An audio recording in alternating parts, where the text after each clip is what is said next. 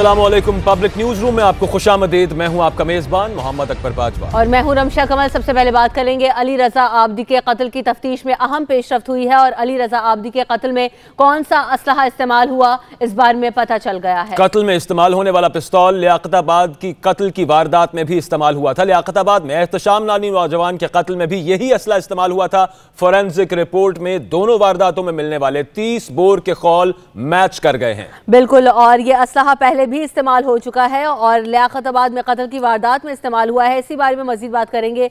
Bureau in charge Karachi Kashif Munir हमारे साथ मौजूद हैं। काशिफ मुनीर, बताइएगा ये जो कत्ल में इस्तेमाल हुआ है असला अली रजा आबदी के कत्ल में पहले भी इस्तेमाल हो रहा है, क्या डिटेल्स आई सामने? जी, फॉरेंसिक रिपोर्ट सामने आई है। फॉरेंसिक रिपोर्ट ये बताती है कि ये जो असला गुज़श्ता रोज इस्तेमाल हुआ है ये पहले भी रवा महीने जो है इस्तेमाल हो चुका था। 30 बोर का ये पिस्तौल है। उसको कराची में, ये लियाकताबाद का इलाका है जहां पर एक एहतशाम नामी शख्स को जो है वहां पर उसको निशाना बनाया गया था। उस पर भी यही बंदूक से जो है 30 बोर के बंदूक से इस्तेमाल किया गया था और उससे उसकी हलाकत हुई थी। गुज़श्ता रोज के वाकये में एक और अहम पेशरफ्त ये देखने में आई कि 2 हथियार इस्तेमाल हुए हैं, यानी कि दोनों जो है, एक हथियार जो है वो बिल्कुल नया था। उसका जो फॉरेंसिक रिपोर्ट बताती है कि वो कराची में अब तक उससे कोई जो है वारदात नहीं हुई है। जो दूसरा असला है जिससे जो गोलियां लगी हैं वो इस्तेमाल हुआ है, वो लियाकताबाद में इस्तेमाल हुआ था। काशिफ, 2 हथियार इस्तेमाल हुए, ये जरा समझा दीजिएगा। ये जो हमलावर उतरा था मोटरसाइकिल से, इसने तो एक ही हाथ से और एक ही पिस्तौल से फायरिंग की। आप देखेंगे, दोबारा सीसीटीवी देखेंगे तो जो बिल्कुल आखिरी रमे में उसने उल्टे हाथ से एक गोली चलाई है। दोनों ऑटोमेटिक गन थी, सिर्फ दूसरे बंदूक से एक गोली फायर हुई है। उसने उतरते ही सीधे हाथ से अपनी गोलियां फायर की है और वापसी जाते उसने उल्टे हाथ से भी एक फायर किया है। तो दो हथियार इसमें इस्तेमाल हुए हैं। दूसरे हथियार के हवाले से कहा गया कि उसके जो है उसकी फॉरेंसिक रिपोर्ट ये बताती है कि वो कहीं अभी इस्तेमाल नहीं हुआ, वो बिल्कुल नया था कराची के लिए। 2 पिस्तौल थे इस हमलावर के हाथ में। काशिफ, ये भी बताइएगा जरा, ये जो लियाकताबाद में नौजवान था एहतशाम, इसका ताल्लुक भी किसी सियासी जमात से था जिसको टारगेट किया गया था? जी, इस हवाले से इनके अहले खाना का दावा है कि इनका किसी सियासी जमात से ताल्लुक नहीं था, लेकिन एक सियासी जमात से कुर्बत की इन पर बताई जाती है।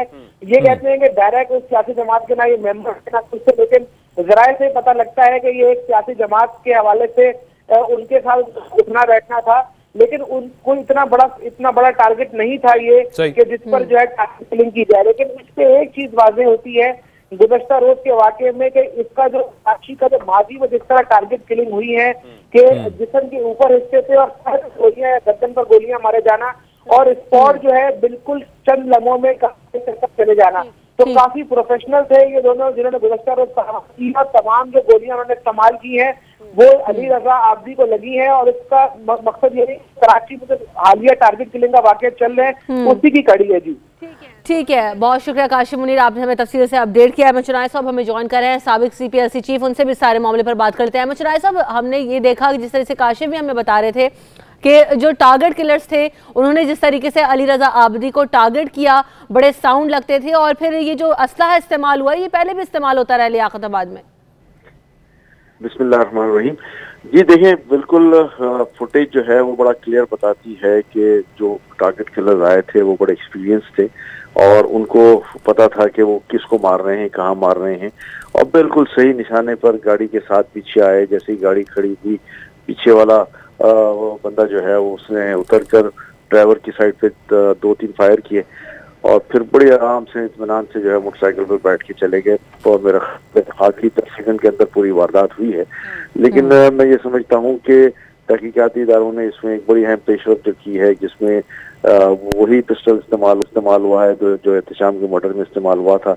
तो मैं समझता हूँ कि आगे भी इस मामले को हल करने में मुश्किल नहीं पेश आनी चाहिए। कितना सीरियस वैसे आपको लग रहा है चुनाव साहब के, मतलब अब ये वाकयात तकरीबन अगर कहा जाए तवातुर से हैं, ये तीसरा ऐसा वाकया सिर्फ शहर कायद में, इसके अलावा जो बाकी बड़े दहशतगर्दी के वाकयात हैं अभी हम इसमें शामिल नहीं कर रहे, जो कॉन्सुलेट पर हमला हुआ था। तो ये एक वेव जो आ चुकी है, ये बिल्कुल सही है। ये वेव जो है वो इस शहर के लिए खतरनाक है, इस शहर के अमन के लिए खतरनाक है और कानून नाफिज करने वाले इदारों को फौरी रद्द अमल के तहत जो है वो इस न सिर्फ इस केस पे काम करना चाहिए बल्कि तमाम इस तरह के जो अहम रहनुमा है कराची में उनकी मुकम्मल हिफाजत जो है वो उनकी जिम्मेदारी बनती है। मैं समझता हूँ कि यहाँ पर कानून नाफिज करने वाले इदारों को जो उन्होंने कराची में अमन बहाल करने के लिए पेशरफ की थी उसी पेशरफ को जो है वो बरकरार रखना होगा। आपको क्या लगता है इस वक्त कि ये कितनी मुआविन हो सकती है? इस पर भी हम आपसे बात करेंगे। फारूक सत्तार साहब हमें ज्वाइन करें, उनसे भी बात करते हैं। फारूक सत्तार साहब, यकीनन एक बहुत लॉस है अली रजा आब्दी का हमसे बिछड़ जाना। एक तो आप कमेंट क्या करेंगे और फिर ये कि अब जो मजीद तफ्तीश हो रही है, ये ड्राइव क्या है जो हम इस वक्त कराची में देख रहे हैं? फारूक सत्तार साहब, बहुत बड़ा जुल्म हुआ है अली रजा आब्दी के खानवादे, उसके घर वालों के साथ, उसके बच्चों के साथ, उसकी बेवा के साथ, उसकी माँ, उसके वालिद के साथ और कराची के साथ और हमारे साथ, हम सबके साथ और पूरे मुल्क के साथ बहुत बड़ा जुल्म हुआ है और नाकाबिले तलाफी नुकसान है। हमारा नहीं, पूरे मुल्क का नुकसान है। एक पढ़ा लिखा, एक सच्चा, खरा, मुखलिस, दलाइल से बात करने वाला सियासी कारकुन कहाँ आज की सियासत में ऐसे लोग हैं। और अब क्या पढ़े लिखे लोग सियासत में आएंगे? क्या माएँ अपने बच्चों को कहेंगी जो पढ़े लिखे तहजीब याफ्ता हैं, जो खुलूस के साथ काम करते हैं, किसी नजरिए के लिए काम करते हैं, तो क्या उनकी माएँ उन्हें कहेंगी कि भाई अब आप सियासत में जाओ? तो ये फारूक साहब, ये क्या मामला है कि जब भी कराची में अमन कायम होने लगता है, इस तरह के हम वाकयात पैदर पे इनका आगाज हो जाता है, टारगेट किलिंग शुरू कर दी जाती है। मसला क्या है इस वक्त? ये सब कुछ हो रहा है कराची में, किस लिए हो रहा है और क्यों हो रहा है? मकासद क्या है उन लोगों के? देखिए, मकासद तो यही है कि कराची को एक बार फिर बदअमनी में झोंका जाए। अब यह है कि जब हम लंदन से अलग हो गए थे और 23 अगस्त को हमने बीड़ा उठा लिया था, तो फिर हमें स्पेस क्यों नहीं दी गई? हमें क्यों काम नहीं करने दिया गया? और हमारे यहाँ जो तजुर्बा किया गया और एमक्यूएम को और हमें हराया गया इलेक्शन में, अली रजा को हराया गया, मुझे हराया गया, और उसका कसूर क्या था? वो ये कहता था ना कि मैं महाजरों और मजलूमों की यकजहती कायम करूंगा, सबको जोड़ूंगा, मैं एमक्यूएम के हिस्से बिखरे नहीं होने दूंगा। वो उस मिशन पे काम कर रहा था ना, मेरे साथ था, लेकिन सबको मना रहा था, सबको समझा रहा था कि होश के नाखून लो, खुदा के वास्ते एक हो जाओ। तो क्या ये इसका कसूर था? और उसको धमकियां मिलती थी, पहले भी मिली, और मेरी इत्तलात ये है, अभी मुझे पता चला है कि उसको कल नहीं, उसको कुछ दिन पहले भी धमकियां मिली, 2 से 3 दिन पहले। जी बहुत शुक्रिया। फारूक सत्तार साहब हमारे साथ मौजूद थे और 2 से 3 दिन पहले भी उन्हें धमकियां मिल रही थी। जिस तरीके से फारूक सत्तार साहब पहले भी गुफ्तगू कर रहे थे, और बात यही है कि कराची में इस तरह की जो ड्राइव है उसका मकसद यही है कि लोगों को एक बार फिर डराना है, धमकाना है, जिसकी वजह से सारी चीजें हो रही हैं और मुंतशिर करने की कोशिश की जा रही है। अभी आपको बराह रास्त लिए चलते हैं। इस वक्त गवर्नर सिंध इमरान इस्माइल और वजीर दाखिला शहरियार आफरीदी मीडिया से गुफ्तगू कर रहे हैं। जिन्होंने कराची में हजारों लाशों से हमारी जान छुड़ाई, बोरियों से हमारी जान छुड़ाई, भत्तों से हमारी जान छुड़ाई, पर्चियों से हमारी जान छुड़ाई, और ये कराची वापस एक सांस लेने वाला, खुली फ़ज़ा में सांस लेने वाला कराची बन गया है। तो इंशाअल्लाह मैं ये यकीन दिलाना चाहता हूँ आपके कैमरे के तवस्सुत से पूरे पाकिस्तान के लोगों को, ख़ास तौर से कराची के लोगों को, कि आप बेफिक्र रहें, हम आपकी रखवाली के लिए जाग रहे हैं। इंशाअल्लाह कराची में दहशतगर्दी को जन्म नहीं लेने देंगे। वज़ीर साहब, आप कुछ कहना चाहिए? बिस्मिल्लाहिर्रहमानिर्रहीम। सबसे पहले शुक्र है उस ज़ात का जो तमाम जहानों का खालिक, मालिक, राज़िक। अली रज़ा आब्दी साहब शहीद मेरे ना सिर्फ कॉलीग रहे हैं, बड़े प्यारे भाई, बहुत बड़ा सानिया है। मुज़म्मतें कर कर के थक गए हैं और अब वक्त आ गया है कि इस शहर ने अल्लाह के बाद जो इज़्ज़त पाकिस्तान तहरीक इंसाफ को दी है वो उसकी मिसाल नहीं मिलती। लोगों का इत्तेमाद अल्लाह के बाद पाकिस्तान तहरीक इंसाफ से, और इसी तरह पूरी पाकिस्तानी कौम, इस नए पाकिस्तान में अल्टीमेट ऑब्जेक्टिव ये है कि माजी का वतीरा ये था कि जी इल्ज़ाम लगाया जाता था कि ये जी सूबे की ज़िम्मेदारी थी, या blame game was the order of the day. Prime minister साहब बहुत ज़्यादा कंसर्न के अलावा बार बार मुझसे राब्ते में हैं, और अल्टीमेट ऑब्जेक्टिव ये है कि इस नासूर को, दहशतगर्दी को हमेशा हमेशा के लिए ख़त्म किया जाए। इस हवाले से पाकिस्तान के हमसायों के साथ, चाहे वो ट्राईपार्टाइट पाकिस्तान, अफ़गानिस्तान, चाइना, जो अभी रिसेंटली अफ़गानिस्तान में शाह महमूद कुरैशी साहब गए, चाहे वो ईरान के साथ हो, चाहे वो करतारपुरा हिंदुस्तान के हवाले से हो, मैसेज पाकिस्तान से ये गया है कि हम सब के साथ अमन चाहते हैं, लेकिन पाकिस्तान की ज़मीन और पाकिस्तानियों को किसी लेवल पर भी इस नासूर के हवाले नहीं किया जाएगा।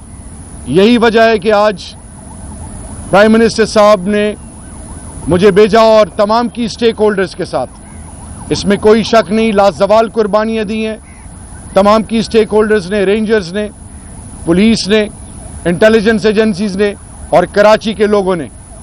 अब वक्त आ गया है कि प्रैक्टिकल मेजर्स लेके, एग्जेम्पलरी इनिशिएटिव्स के ज़रिए इस नासूर को ख़त्म किया जाए।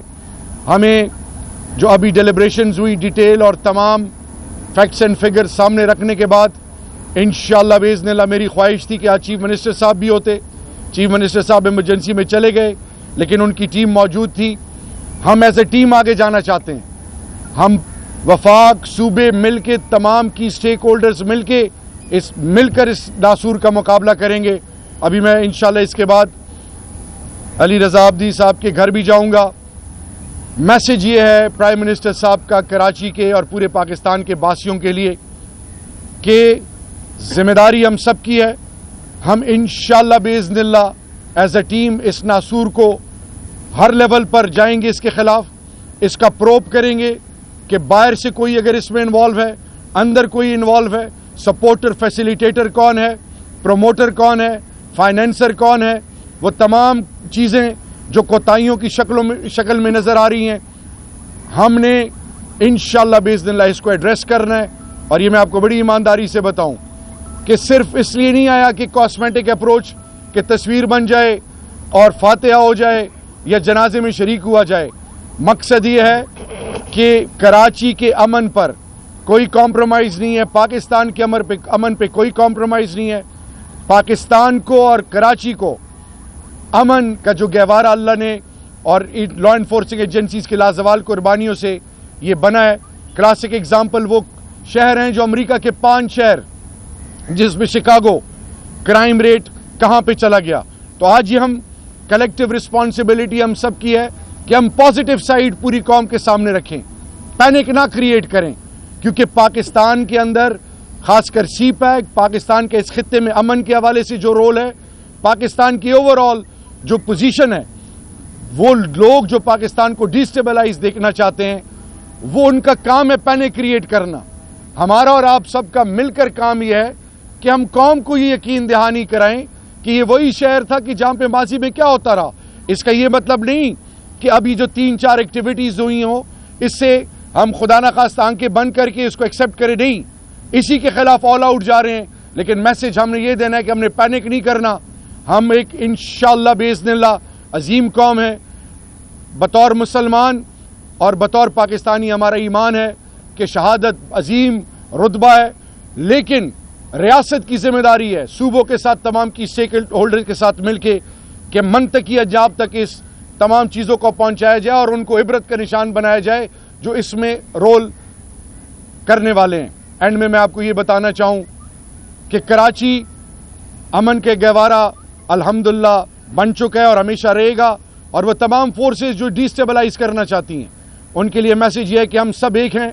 तमाम पॉलिटिकल आइडियोलॉजीज़, चाहे वो अपोजिशन है, चाहे वो ट्रेजरी बेंचेस में, चाहे सूबे में, चाहे वफाक में, पाकिस्तान के लिए हम सब एक हैं, पाकिस्तान के अमन के लिए हम सब एक हैं और पाकिस्तान में दहशतगर्दी के ख़िलाफ़ हम सब एक हैं। इंशाअल्लाह बिइज़्निल्लाह इसको मंतकी अंजाम तक लेके जाएंगे। और मैं आपको ये बावर करा दूँ कि गवर्नर साहब का और पूरी टीम का मैं तहे दिल से मशकूर हूँ, अपने ऑनरेबल MNAs का, और फिर MQM को भी मैं अप्रिशिएट करूँगा। हमारे कोलिशन पार्टनर्स हैं और वो तमाम जो MQM की 3 तंजीमें हैं, उनका भी कि उन्होंने पैनिक नहीं किया, कानून को हाथ में नहीं लिया और वो अब इंतज़ार में है कि हम डिलीवर करें और इंशाल्लाह हम डिलीवर करेंगे। Thank you so much. Nawaz Sharif के दौरे हुकूमत के आखिरी आयाम में कराची में एक लाश भी नहीं गिरी, लेकिन आप गुज़श्ता 3 माह में वो सिलसिला दोबारा शुरू हो गया है। आप कुछ भी कहें, लेकिन कराची का अमन अमान ख़राब हो चुका है। जिस तरह आप 3 माह में बरतानिया से मुख्तलिफ फ़ायदों का क्रेडिट लेते हैं, ब्रिटिश एयरलाइन की वापसी क्रेडिट लेते हैं, रेलवे की बहाली का क्रेडिट लेते हैं, तो ये 3 माह में कराची का अमन अमान ख़राब हुआ है, इसकी जिम्मेदारी आप कबूल करते हैं? दूसरा ये कि खान साहब पहले फरमाते थे कि जी किसी यूरोप और मगरिब में किसी वजीर की वजारत में कुछ खाना हो जाए तो वो इस्तीफ़ा देता था, तो आप इस्तीफ़ा देंगे या इमरान खान की वजारत दाखिला उनके पास है वो इस्तीफ़ा देने जाए, कराची का ख़राब हो जाएगा? देखिए जी, पहले ही मैं इस चीज़ को एड्रेस कर चुका हूँ कि हम इस पुरानी सोच को प्रमोट करने नहीं आए कि जी ये सूबे का काम था, लॉ एंड ऑर्डर, और 18वीं आइन के बाद ये तो जी सूबे की जिम्मेदारी है। मैं इसकी पहली ही नफ़ी कर चुका हूँ। It's all about Pakistan. ये आपसे इल्तिजा है कि पाकिस्तान का कोई बासी हो, पाकिस्तान का कोई फेडरेटिंग यूनिट हो, पाकिस्तान में किसी लेवल पर किसी को टारगेट किया जाए तो पूरी कौम को एक होना चाहिए, और एक है। हम इस चीज़ में नहीं पड़ना। क्राइम रेट कराची में जो गिरा है उस पूरी कौम के सामने है। अब डिलिबरेटली वो फोर्सेस जो टारगेट कर रही हैं सी पैक को, और आपने देखा होगा कि फॉरेन मिनिस्टर ऑफ चाइना की जब चाइनीज़ कॉन्सुलेट पर अटैक हुआ, क्या उनका मैसेज था? पूरी दुनिया के लिए मैसेज था। तो मैं सिर्फ आपको ये बावर कराऊं कि जिम्मेदारी हम सब की है, जिम्मेदारी, क्योंकि जब आप वफाक और सूबे में हो तमाम की स्टेक होल्डर्स की है। लेकिन लेट मी अश्योर यू कि इस नासूर को हम ख़त्म करेंगे और हम सब यूनाइटेड हैं इसके हवाले। मैं इसमें एक चीज़ आपकी बात का जवाब दे दूँ। आपने ये तो बड़े आराम से कह दिया कि नवाज शरीफ के आखिरी दौर में जो बड़ा अमन हो गया था कराची में। आपने ये क्यों नहीं बताया कि ये दहशतगर्दी कराची में शुरू करने वाला कौन है? क्या ये नवाज शरीफ के ज़ेर साया नहीं हुई? क्या नवाज शरीफ के एलाइज अल्ताफ़ हुसैन नहीं थे? क्या उनकी इमा पे कराची बंद और खुलता नहीं था? उस वक्त नवाज शरीफ कहाँ सो रहे थे? आखिर में ये जो हुआ ये पाकिस्तान आर्मी और रेंजर्स की वजह से हुआ। अगर पॉलिटिकल विल नवाज शरीफ में होती तो पहले दिन से वो करते इस बात को इम्प्लीमेंट। नहीं कर सके, आखिर में आके ये रेंजर्स और आर्मी ने ये इंतहाई स्टेप लेना पड़ा कराची के अंदर जो हुआ। Thank you.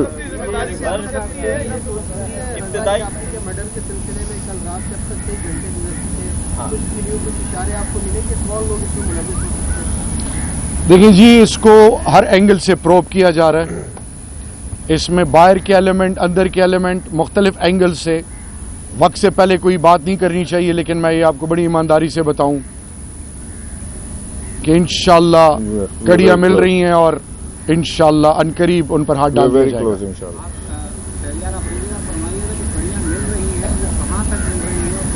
फिलहाल नहीं बता सकते। देखें जी,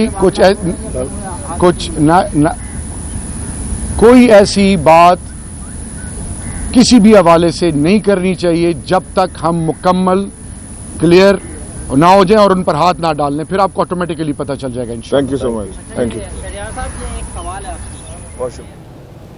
कराची में गवर्नर सिंध और वजीर ममलकत बराए दाखिला शहरियार आफरीदी मीडिया से गुफ्तगू कर रहे थे और उनका यह कहना था कि कड़ियाँ मिलना शुरू हो गई और अली रजा आबदी के कातिलों को जल्द कैफरे किरदार तक पहुंचाया जाएगा, उन्हें गिरफ्तार कर लिया जाएगा और कराची का अमन खराब करने की जो साजिश है उसे कामयाब नहीं होने दिया जाएगा। गुफ्तगू कर रहे थे इमरान इस्माइल और शहरियार आफरीदी, और जिस तरह से उनका ये भी कहना था कि तमाम जो जमातें हैं वो इन सारे मसलों पर एक हैं, क्योंकि पाकिस्तान में अमन चाहते हैं और पाकिस्तान का अमन कराची के अमन से मशरूत है। कराची में अमन बहाल करना है, जिसकी वजह से सब जमातें एक पेज पर है।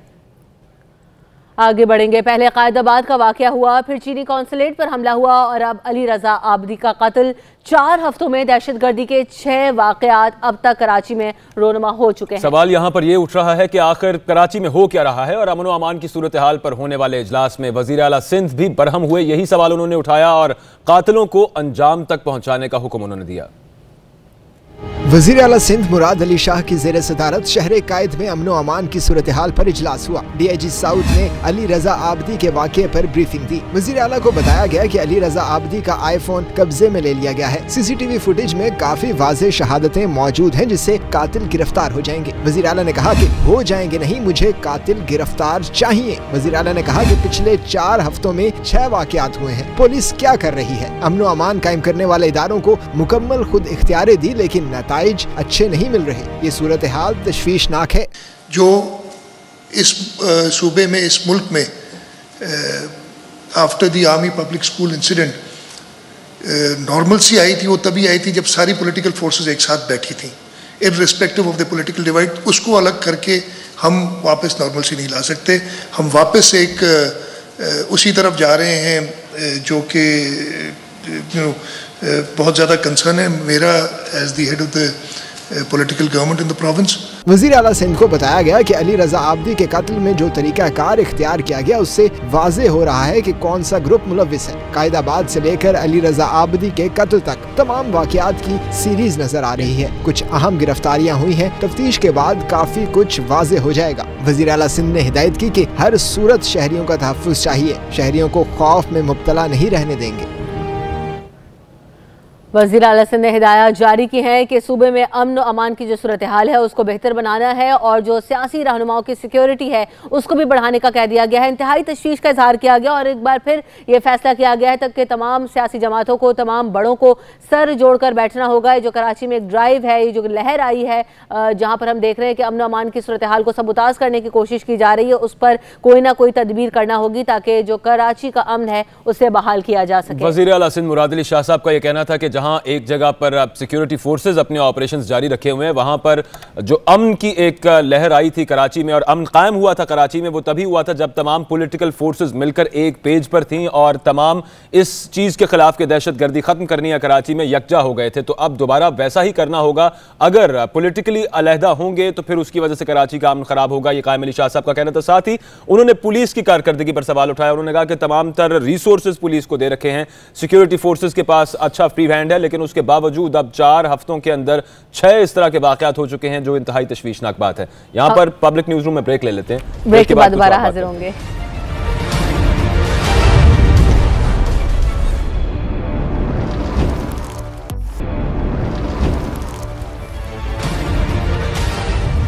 पब्लिक न्यूज रूम में आपको एक बार फिर कहेंगे खुशामदीद। बात करेंगे वजीर आज़म इमरान खान की ज़ेर सदारत काबीना की तवानाई कमेटी का इजलास खत्म हो चुका है और इजलास में वजीर पेट्रोलियम गुलाम सरवर खान, वजीर रेलवे शेख रशीद और वजीर खजाना असद उमर भी शरीक हुए। इजलास में बिजली और तवानाई के मंसूबों पर ब्रीफिंग दी गई। फैक्ट फाइंडिंग रिपोर्ट के कुछ निकात भी ज़ेर बहस लाए गए।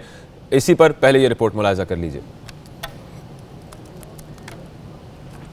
रिपोर्ट भी आपको दिखाएंगे। फिलहाल आपको बताते चलें कि वज़ीर आज़म इमरान खान की ज़ेर सदारत काबीना की तवानाई कमेटी का इजलास खत्म हो चुका है। इस इजलास में शिरकत की 3 वज़रा ने। वज़ीर पेट्रोलियम थे गुलाम सरवर खान साहब, वज़ीर रेलवे शेख रशीद साहब और वज़ीर ख़जाना असद उमर साहब इस इजलास में शरीक हुए। इस इजलास में बिजली और तवानाई के मनसूबों पर वज़ीर आज़म को ब्रीफिंग दी गई, जबकि जो गैस बहरान पैदा हुआ था सिंध में उसकी जो फैक्ट फाइंडिंग रिपोर्ट थी वो भी पेश की गई और इस रिपोर्ट के कुछ निकात भी इस मीटिंग में ज़ेर बहस लाए गए। इसी पर बात कर लेते हैं। हमारे नुमाइंदे टिका खान सानी हमारे साथ मौजूद हैं। तो टिका खान सानी बताइएगा, बिजली और तवानाई के मंसूबों पर ब्रीफिंग दी गई है, मजीद कौन से नुकात पर जो है आज तबादला ख्याल किया गया?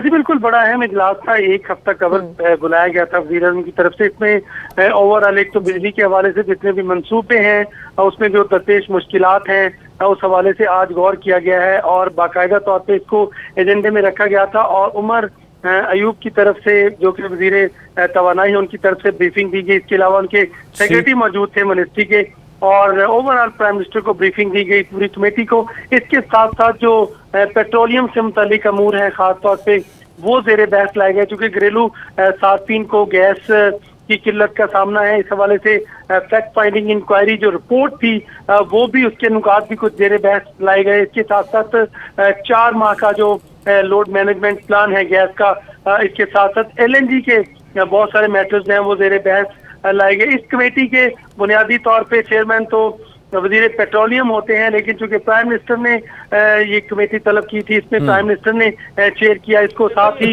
ये बताइएगा कि फैक्ट फाइंडिंग रिपोर्ट के हवाले से आपने बताया पेश भी की गई, कुछ निकात पर बहस भी की गई, तो गैस बहरान का जिम्मेदार कौन था बताया गया इस इजलास में? जी अभी तक उसमें खास तौर पे किसी की निशानदही नहीं की गई थी। जो फैक्ट फाइंडिंग इंक्वायरी जो रिपोर्ट तैयार की गई थी उसमें बहुत ज्यादा जिम्मेदार नहीं ठहराया गया था, लेकिन आज के इजलास में इसी बात को दोबारा ज़ेर बहस लाया गया और खास तौर पे जो वजीर पेट्रोलियम का भी ये कहना था कि 2 से 3 महकमे ऐसे हैं खास तौर पे जो सुई नॉर्दर्न गैस और दोनों कंपनियों के बोर्ड ऑफ डायरेक्टर्स को तहरीर किया गया था और उनको जिम्मेदार करार दिया गया था, उसकी अभी मजीद तहकीकात होना बाकी है। 72 घंटे का वक्त था, इसमें मजीद तहकीकात की जाएंगी। आज की इस इजलास में खासतौर पर माली मामला जो है उस पर भी देर। बहुत शुक्रिया टिका खान सानी, आप हमें अपडेट कर रहे थे। अरशद एच अब्बासी साहब हमें ज्वाइन कर रहे हैं जो कि एनर्जी एक्सपर्ट हैं, उनसे भी सारे मामले पर बात कर रहे थे। अरशद एच अब्बासी साहब, बहुत शुक्रिया प्रोग्राम में वक्त देने के लिए। एक तो हालिया तौर पर गैस का बहरान, उसके जिम्मेदारों का तयन कब तक हो जाएगा, और फिर मामला ये है कि इससे निपटा कैसे जा सके। पिछली हुकूमत को भी तवानाई से रिलेटेड चैलेंजेस थे, अभी भी उन पर कोई हमें पेशरफ्त दिखाई नहीं दे रही, कुछ बेहतरी दिखाई नहीं दे रही, क्या कहेंगे? देखिए, एक तो ये कि जब प्राइम मिनिस्टर इमरान खान जब आए हैं तो एक बात ये हकीकत है कि इनको जो कुछ मिला वो एक आप कह सकते हैं कि सुबह की हुई थी। मुझे बिल्कुल अच्छी तरह पता फेज के SNGPL की भी और SSGC की, जो दोनों स्टेट ऑन कॉर्पोरेशन की डिस्ट्रीब्यूशन की है, इनका हाल आप देखते कि इनका माली खसारा, इनकी टेक्निकल स्ट्रेंथ, इनके बोर्ड ऑफ गवर्नर्स, ये टोटल कोलैप्स सिस्टम था। इस कोलैप्स में दोबारा इसको रीइंस्टेट करने के लिए जो फैक्ट फाइंडिंग रिपोर्ट जिसके हवाले की गई थी वो चेयरमैन ओगरा थी। अनफॉर्चुनेटली जो चेयरमैन ओगरा भी थी उस्मा आदिल, ये भी SNGPL से आई थी और उनकी अपॉइंटमेंट भी काफी कंट्रोवर्शियल है, तो रिपोर्ट सही तरह आ नहीं सकी। वो कैसे आती जब ये जो इश्यूज हुए थे, जो गैस की डिस्टर्बेंस आई थी, ये एक्चुअली इंजीनियर्ड थे, यानी ये मैनिपुलेटेड थे, ये प्रेशर क्रिएट करने के लिए थे, ये जानबूझ के किए गए थे, ये बिल्कुल फैक्ट है, लेकिन इसको अभी तक पेश नहीं किया गया। दूसरी तरफ जो सबसे बड़ा इशू है कि अभी तलब तकरीबन 1 बिलियन क्यूबिक फीट है, जबकि हमारे पास है। इसके लिए हाइड्रोकार्बन एक्सप्लोरेशन पॉलिसी कंप्लीट और रिस्पेक्टिव एंटायरली गवर्नमेंट को हवाले की गई कि किस तरीके से आप यहाँ पे एक ओपन पॉलिसी लेते हैं। उस ओपन पॉलिसी से मैं आपके चैनल में बताना चाहूंगा, हम 4 से 5 साल ऑयल और गैस दोनों में खुद कफील हो सकते हैं, ये मुमकिन है। पिछले 5 सालों में बड़ी बड़ी ऑयल की कंपनियां और गैस की कंपनियां यहाँ से मुल्क छोड़ के चली गई थी। वजह ये थी कि LNG लानी थी। ठीक है, अरशद एच अब्बासी साहब हमारे साथ मौजूद हैं। पाकिस्तान इस मामले में खुद कफील है और अगर इसे सीरियसली इन इशूज़ को एड्रेस किया जा सके तो यकीनन ये मामला हल भी किया जा सकता है। बहुत शुक्रिया अरशद एच अब्बासी साहब, आपने इस मामले पर हमसे गुफ्तगू की। आगे बढ़ते हैं, हम कुछ बात करते हैं। रेलवे खसारा केस में साद रफीक के वकील ने ऑडिट पैरा का जवाब जमा करा दिया। इस जवाब में कहा गया कि ऑडिट पैराग्राफ में कोई करप्शन या बेज़ाब्तगी नहीं है, यह खसारा है जो 65 साल से चलता आ रहा है। इस पर भी हम मजीद बात करेंगे। सुप्रीम कोर्ट ने साद रफीक के जवाब पर ऑडिटर जनरल और वफाक को जवाब जमा करवाने की हिदायत कर दी है। अब अभी एक और मामला ज़ेर गौर है और वो मामला है महमूद अख्तर नदीम से रिलेटेड, जो कि स्टेट बैंक के बाद मुल्क के सबसे बड़े बैंक नेशनल बैंक के एग्जीक्यूटिव वाइस प्रेसिडेंट हैं। मौसूफ को मालियाती फ्रॉड और जिनसी हिरासानी के इल्जामात के बावजूद गुज़िश्ता बरस नेशनल बैंक का सरबराह लगाया गया और एग्जीक्यूटिव वाइस प्रेसिडेंट के ओहदे पर तरक्की को दे दी गई। रिकॉर्ड के मुताबिक मौसूफ इंतहाई नाअहल इंसान है और मौजूदा ओहदे के लिए भी बिल्कुल अनफिट है। और उस पर गजब यह है कि महमूद अख्तर नदीम साहब जिनकी हम बात कर रहे हैं, उन्हें नेशनल बैंक की तारीख के सबसे बड़े फ्रॉड की तहकीकात के लिए कायम करदा इंक्वायरी कमेटी का रुकन बना दिया गया है। अब 5 अरब रुपए से जायद का यह फ्रॉड है नेशनल बैंक के साथ जो ओमनी ग्रुप ने किया, और उस पर सितम ज़रीफ़ी ये देखिए कि मुबैना तौर पर दागदार तारीख के हामिल हैं महमूद अख्तर नदीम साहब, और एक फ्रॉड अंसर की तहकीकात अब उनके जिम्मे लगा दी गई हैं। तो महमूद अख्तर नदीम पर अगर बात करें इल्जामात की, तो उन पर जिनसी बेराहरवी के इल्जामात भी हैं जिनकी तहकीकात अब भी हो रही हैं। बिल्कुल, और मौसूफ की जिनसी हिरासत की तहकीकात हुई, मगर चूंकि मौसूफ HR के दूसरे बड़े ऑफिसर थे इसीलिए सारा मामला दबा दिया गया और उन्हें HR का दूसरा बड़ा ऑफिसर मुबैना तौर पर साबिक सदर नेशनल बैंक सईद अहमद ने लगाया और उनके खिलाफ जिनसी हिरासानी को एक ऐसी दरखास्त 2013 से अब तक इल्तिवा का शिकार है। जहां महमूद अख्तर नदीम की प्रमोशन की बात की गई तो मौसूफ अपने मशकूक किरदार और जारी तहकीकात की वजह से इसके लिए अनफिट थे, लेकिन बहरहाल इल्ज़ाम उन पर यह था और सबको खातिर में न लाए और ख़ुद को सिर्फ 3 माह में ही प्रमोट करवा लिया। और ज़रा ये भी बताते हैं कि बाद अज़ां महमूद अख्तर नदीम सईद अहमद के दस्ते राज बन गए। उन्होंने मौसूफ को HR डिपार्टमेंट में दूसरी अहम तरीन पोस्ट पर भी विराजमान करवाया। इल्जाम ये भी है मौसूफ पर, और सईद अहमद के लिए तमाम गलत और नाजायज काम ये करते रहे। इल्जाम है कि 2000 की दहाई के वस्त और अवाखिर में जब महमूद अख्तर नदीम एडमिनिस्ट्रेशन डिपार्टमेंट के इंचार्ज थे तो कोरियर कंपनीज के साथ माली बेजाब्तगियों में भी वो मुलव्विस रहे। अब मौसूफ खुद को ओमनी ग्रुप के नेशनल बैंक को 5 अरब से जायद का चूना लगाने वाले केस की तहकीकात करने वाली अंदरूनी तहकीकाती कमेटी का रुकन भी खुद मुकर्रर कर चुके हैं।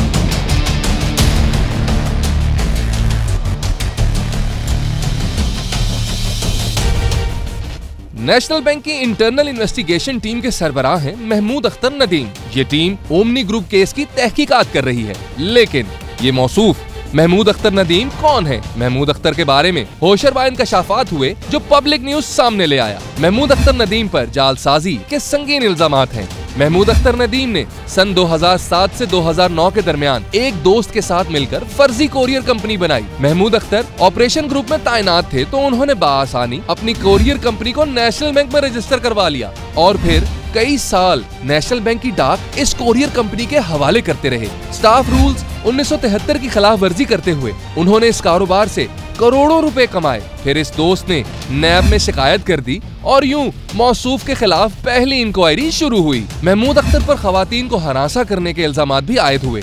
11 जुलाई 2013 को एक खातून की जानिब से हरासगी की दरख्वास्त दायर हुई और महमूद अख्तर को नौकरी से मुअत्तल कर दिया गया। दस्तावेजात आप अपनी स्क्रीन पर देख सकते हैं। यही नहीं, बाकायदा ऑफिस ऑर्डर जारी हुआ, स्टाफ को इनसे मोहतात रहने और इनके दस्तखत मनसूख करने के अहकाम दिए गए। लेकिन जब सदर नेशनल बैंक और ह्यूमन रिसोर्स हेड तब्दील हुए तो मौसूफ न सिर्फ बरी हुए बल्कि मुअत्तली की तारीख से अपनी बहाली भी करवा ली। ऐसी बहाली की मिसाल नेशनल बैंक की तारीख में नहीं मिलती। National bank main branch Lahore में हालिया दिनों फॉरेन एक्सचेंज के अरबों रुपए फ्रॉड में महमूद अख्तर मुलव्वस है।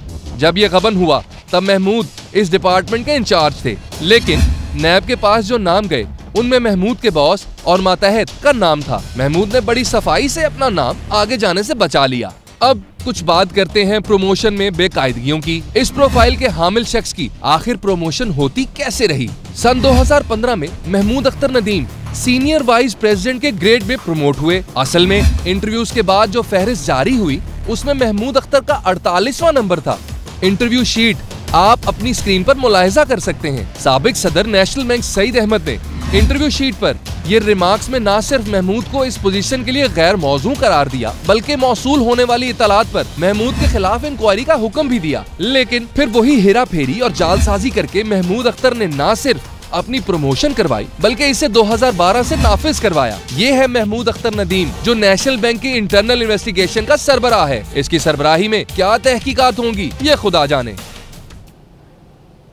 ये आपने रिपोर्ट मुलाहिजा की, सब मामले पर बात करते हैं। सीनियर रैंक पर्सन तज्जियाकार एहतशामुल हक साहब हमारे साथ मौजूद हैं। सर, पहले हम ये बात किया करते थे कि इसहाक डार साहब ने सईद अहमद साहब को लगा दिया एक मुल्क के दूसरे बड़े बैंक का ओवरऑल हेड, और अब ये मामला सामने आ रहा है कि इस वक्त मुल्क का बहुत हाई प्रोफाइल केस है जो ओमनी ग्रुप के हवाले से भी तहकीकात हैं, नेशनल बैंक के साथ जो उन्होंने फ्रॉड किया हुआ है वहाँ पर, और जिस तरह का दागदार माजी इन हजरत का हमने दिखाया ये नदीम अख्तर साहब का, ये किस तरह से लग जाते हैं सर इस तरह के लोग और मुल्क के दूसरे सबसे बड़े नेशनल बैंक के इतने अहम ओहदे पर?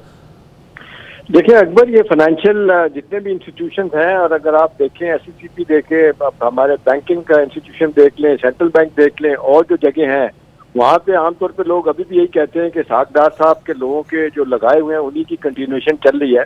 अभी जिस तरीके से सुप्रीम कोर्ट ने जाके इवेंचुअली इनको हटाया, सईद अहमद साहब को जब नेशनल बैंक के सदर बनाए थे इन्होंने इसहाक डार साहब ने, और ये उन्हीं के नीचे मौसूफ ये काम करते थे महमूद अख्तर नदीम साहब। और जितनी इनकी कंट्रोवर्शियल पर्सनैलिटी है, जिस तरीके से ऊपर नीचे इनकी प्रमोशन हुई, सेक्सुअल हैरेसमेंट के इन पे इल्जामात हैं, फिर ये कि इनकॉम्पिटेंट इनको कहा जाता है, ये सब जो जितने भी बैंकिंग सेक्टर के लोग हैं इनको बड़ी अच्छी तरह जानते हैं। वो भी आज दांतों में उंगलियां दबा के बैठे हुए हैं कि भाई ये इतनी इंपॉर्टेंट इंक्वायरी ओमनी ग्रुप की क्यों दे दी गई। दूसरा इसका एस्पेक्ट अकबर ये है कि जो शिकायत सुप्रीम कोर्ट को है, फेडरल गवर्नमेंट को है, सिंध गवर्नमेंट के बारे में कि नहीं ये तावन करती है ना वक्त पे कुछ चीजें देती है, तो यहाँ पे भी आज यही हो रहा है। इन्होंने अब ओमनी ग्रुप को बचाने के लिए ये सारा ड्रामा रचाया गया है कि सारा का सारा एक ऐसे कंट्रोवर्शियल आदमी। तो एहतशामुल हक साहब, मामला यहाँ पर ये भी एक नॉन कॉम्पिटेंट आदमी जिसके ऊपर खुद चार्जेस हैं, उसे हेड ऑफ इंक्वायरी कमेटी लगा दिया गया। तो ये सवाल सबसे बड़ा है कि जनाब वो क्या करेंगे, और फिर सईद अहमद साहब के साथ उनकी जो दोस्ती है और जो उनकी कुर्बत है वो भी सबके सामने।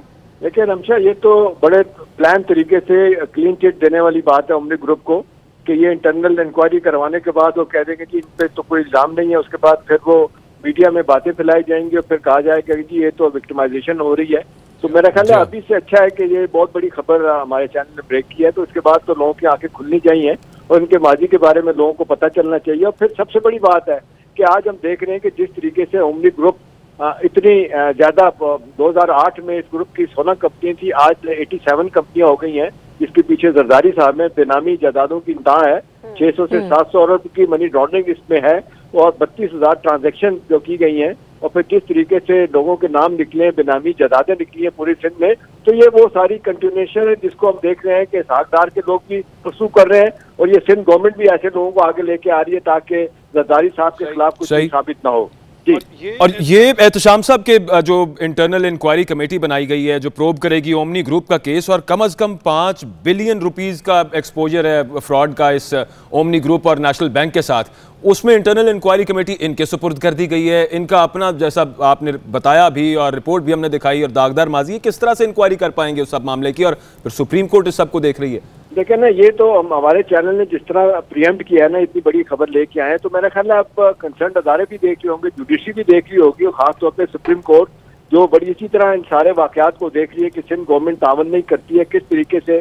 अब आप देख रहे हैं कि ओमनी ग्रुप और जरदारी ग्रुप के नए नए स्कैंडल निकल के आ रहे हैं फाइनेंशियल, तो उसको मेरा ख्याल है वक्त से पहले अब डेफिनेटली आई एम श्योर कि आला अदालतें भी देखेंगी कि ऐसे आदमी को इस इंक्वायरी पे बिठाया तो डेफिनेटली इनको क्लीन चिट देगा। तो उससे पहले मेरा ख्याल नोटिस खुद लिया जाएगा, टॉप लेवल पे नहीं लिया गया, तो मेरा ख्याल आप और मैं ये काम सही है। तो बहुत शुक्रिया एहतशामुल हक साहब हमारे साथ मौजूद है सारे मामले पर गुफ्तगू की। हम आगे बढ़ेंगे, बात करेंगे कुछ शहबाज शरीफ साहब की जिनकी कमर में तकलीफ बढ़ गई है और मेडिकल बोर्ड ने उनका मुआयना किया है। शहबाज शरीफ ने मेडिकल बोर्ड की कमर में तकलीफ बढ़ने की शिकायत की है और उन्होंने ये भी बताया है कि ये जो कमर का दर्द है उन्हें काफी पुराना है। और ऑर्थोपेडिक और न्यूरो सर्जन कल शहबाज शरीफ साहब का मुआयना करेंगे। इसी हवाले से मजीद तफसील जान लेंगे। पब्लिक न्यूज़ के नुमाइंदे टिक्का खान सानी हमारे साथ मौजूद हैं। टिक्का, बताइएगा, शहबाज शरीफ साहब अब कल मुआयना कराया जाएगा अब डॉक्टर से? जी बिल्कुल, आज भी शहबाज शरीफ का टीबी मुआयना किया गया है जिसमें 4 रुकनी मेडिकल बोर्ड ने टीबी मुआयना किया, जिसमें प्रोफेसर सर्जन डॉक्टर तनवीर खालिक इसके साथ मेडिकल स्पेशलिस्ट हैं, रऊफ नियाजी इसके साथ गैस्ट्रोएंटरोलॉजिस्ट हैं डॉक्टर मशहूद, और साथ ही एक कैंसर स्पेशलिस्ट भी है डॉक्टर कासिम बुटर। ये 4 सीनियर डॉक्टर्स हैं जिन्होंने शहबाज शरीफ का टीबी मुआयना किया मिनिस्टर्स एनक्लेव में, लेकिन साथ ही ये फैसला किया है कि उनकी MRI जो है वो दोबारा नहीं कराई जाएगी, क्योंकि शहबाज शरीफ ने कमर में शदीद दर्द की शिकायत की है और ये 20 साल पुरानी उनकी दर्द जो है वो दोबारा जाहिर होना शुरू हो गई है। उसमें उन्होंने बताया, बाकायदा तौर पर बताया कि डॉक्टर यहाँ के मशहूर न्यूरो सर्जन डॉक्टर खलीकुज़्ज़मान जो है उनका इलाज करते रहे। दोबारा फिर उनकी बैकी की MRI कराई जाएगी, कल या परसों दोबारा बैकी की MRI कराई जाएगी, लेकिन आइंदा कल 4 डॉक्टर्स पर मुश्तमिल एक कमीशन था, उन्होंने आज भी शहबाज शरीफ साहब का मुआयना किया। उनकी 20 साल पुरानी जो कमर की दर्द है वो ज्यादा शिद्दत इख्तियार करती जा रही है। टिक्का खान सानी हमें अपडेट कर रहे थे, बहुत शुक्रिया आपका। हम एक मरतबा फिर बात करेंगे रेलवे खसारा केस की, जिसमें आज साद रफीक के वकील ने जो ऑडिट पैराज की बात थी उस पर जवाब जमा कराया। इस पर हम बात करेंगे, लेकिन ब्रेक लेते हैं, ब्रेक के बाद दोबारा आके इस पर बात करते हैं। हमारे साथ रहिए। एक बार फिर बात करेंगे रेलवे खसारा केस में साद रफीक के वकील ने ऑडिट पैरा का जवाब जमा करवाया और जवाब में कहा गया है कि ऑडिट पैराग्राफ में कोई करप्शन या बेजाब्तगी नहीं है। उन्होंने कहा कि यह खसारा है जो 65 साल से चलता आ रहा है। सुप्रीम कोर्ट ने साद रफीक के जवाब पर ऑडिटर जनरल और विफाक को जवाब जमा कराने की हिदायत की है।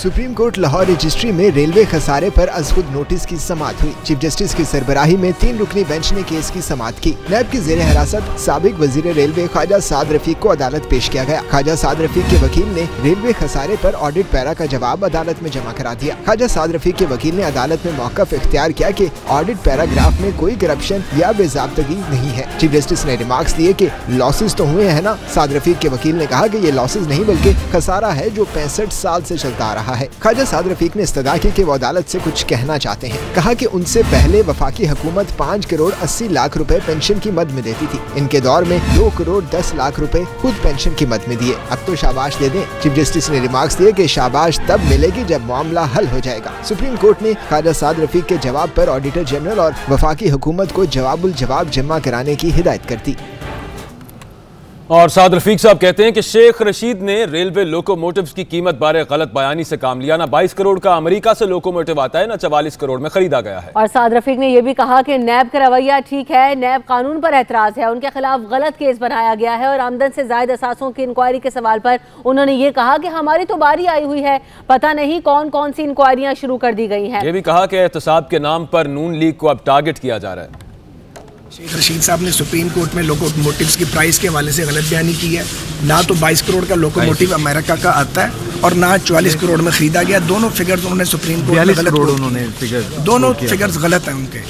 ना कीमतें यानी जिस कीमत पे मिलता है वो भी गलत बता रहे हैं और जिस पे लिया वो भी गलत बता रहे हैं। तो मैं समझता हूँ उन्हें जलन और हसद से गुरेज करना चाहिए। मेरे से रवैया इनका ठीक है, लेकिन मुझे नैब कानून पे एतराज़ है और जो मेरे खिलाफ केस है वो गलत है। पता नहीं कौन कौन सी इंक्वायरी शुरू होनी है भाई, हमारी बारी जो आई है इस वक्त। नवाज शरीफ साहब को जो सजा दी गई है इससे बड़ा जुल्म कोई नहीं हो सकता।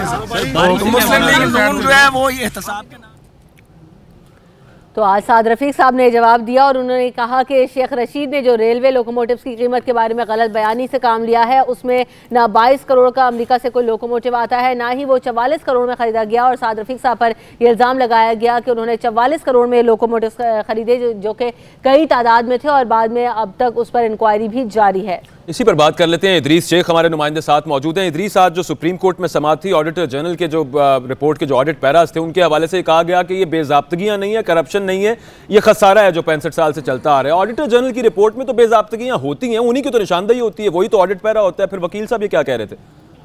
जी बिल्कुल, आज पाकिस्तान रेलवे में खसारे से मुतल्लिक अदखुद नोटिस केस पे ख्वाजा साद रफीक को बतौर साबिक वफाकी वजीर रेलवे यहाँ पर पेश किया गया। तो आज ख्वाजा साद रफीक के चेहरे पर पहले की निस्बत ज्यादा इत्मीनान था, एतमाद था। पहले जब वो पेश होते रहे हैं तो उनके चेहरे पर एक वाज़ेह खिंचाव नजर आता था, लेकिन आज वो काफी हद तक जो है पूरे एतमाद थे। और उनका आज सुप्रीम कोर्ट में मौक़िफ़ ये था कि जो ऑडिट रिपोर्ट आई उसमें जिन बेज़ाब्तगियों की निशानदेही की गई वो बेसिकली बेज़ाब्तगियां नहीं थी। उनके 2013 में इक़्तिदार में आने से पहले, वफाकी वजीर बनने से पहले जो है पाकिस्तान रेलवे वफाकी हुकूमत से 58 मिलियन रुपए की खती रकम जो है वो सिर्फ पेंशन की मद में हासिल करता था, जो कि पेंशनर्स को अदा की जाती थी। लेकिन जब वो आए हैं उन्होंने इतना बेहतर काम किया कि ये रकम कम होकर 31 मिलियन रह गई। आज फिर ख्वाजा साद रफीक यहाँ पर चीफ जस्टिस से शाबाश लेने के लिए बेकरार दिखाई दिए। उनका ये कहना था कि चीफ जस्टिस को उन्होंने कहा कि आप ये सारी हमारी कारकर्दगी देख लीजिए, ऑडिट रिपोर्ट का जवाब जमा करवा। ठीक है, तो इन्होंने ये कह दिया कि ये बेजाब्तगियां नहीं है, ये खसारा है जो 65 साल से चलता आ रहा है। तो इस पर अब जवाब मांगा गया है सुप्रीम कोर्ट की तरफ से कि ऑडिटर जनरल की रिपोर्ट में तो बेजाब्तगियां होती हैं, आप इस पर जवाब जमा कराएं कि आइदर ये खसारा है या फिर बेजाब्तगियां हैं। हम आगे बढ़ते हैं, कुछ बात कर लेते हैं अब मौसम की। तो शहर इक़्तिदार में आज बादलों का राज है और सर्दी की शिद्दत में इजाफा हो गया है, दर्जा हरारत में कमी हो गई है। मजीद बात करेंगे इस्लामाबाद से, हमारे नुमाइंदे फैसल शाही हमारे साथ मौजूद हैं। फैसल शाही, तो बताइएगा शहर इक़्तिदार का मौसम इस वक्त कैसा है और ठंड बढ़ती जा रही है अब मजीद? जी फैसल।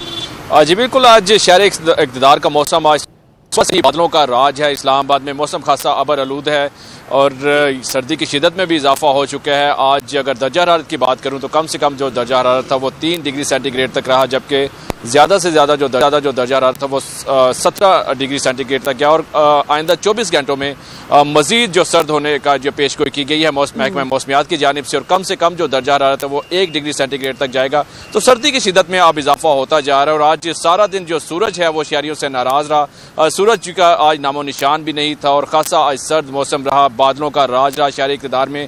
अभी भी शहर इक़्तिदार में जो है वो बादल छाए हुए हैं और सर्दी की शिदत में मज़ीद इजाफा हो रहा है। इसके साथ साथ अगर ओवरऑल दर्जा हरारत की बात करें तो आज कम से कम जो दर्जा हरारत था वो 3 डिग्री सेंटीग्रेड तक रहा और ज़्यादा से ज़्यादा जो है वो 17 डिग्री सेंटीग्रेड तक गया। और कल इसमें मज़ीद जो है सर्दी की शिदत में इजाफा होगा और दर्जा हरारत 1 डिग्री सेंटीग्रेड तक जाएगा। और अभी भी जो है वो खासी सर्दी है, शहरियों को हदायत की गई है। फैसल शाही हमें अपडेट कर रहे थे इस्लामाबाद के मौसम के हवाले से। इस्लामाबाद में आज बादलों के डेरे और वहाँ पर मौसम मज़ीद खुनक हो चुका है, दर्जा हरारत नीचे आ चुका है और शहरियों को हिदायत की गई है कि ज़्यादा इस्तेमाल करें, गर्म कपड़ों का इस्तेमाल करें, ऐसे खानों का इस्तेमाल करें जिससे वो सर्दी की शिद्दत से महफूज रह सके। तो शहर इक़्तिदार के मौसम से हमें फैसल शाही अपडेट कर रहे थे और दर्जा हरारत 3 डिग्री सेंटीग्रेड तक पहुंच गया है। और अभी जिस तरीके से हमें बता रहे थे कि मजीद भी सर्दी बढ़ जाने का इम्कान है। इसके अलावा अगर पंजाब के दीगर इलाकों की बात की जाए तो जो सड़कों पर वो धुंध का राज रहा और जो ट्रैफिक की रवानी है उसकी वजह से वो भी मुतासर रही है। हम यहाँ पर पब्लिक न्यूज़ में ब्रेक लेंगे, ब्रेक के बाद दोबारा हाजिर होंगे, हमारे साथ रहिए।